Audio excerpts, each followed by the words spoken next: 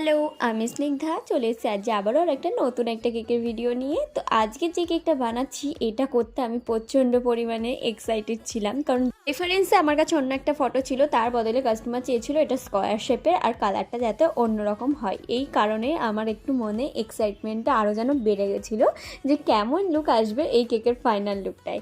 তো যাই হোক, দেখো আমি এখানে না এই রোজটা এইভাবে স্ট্যান্ডিংভাবে দেওয়া ছিল, তো ফার্স্টে দিতে এতটাই অসুবিধা হচ্ছিলো কি বলবো। তো কেকটা আরেকটু হাইটেড হলে আমার বোধহয় ভালো ছিল, কিন্তু কী আর করবো, কাস্টমারের বাজেট যে অল্প ছিল সেই অনুযায়ী আমাকে করতে হয়েছিল।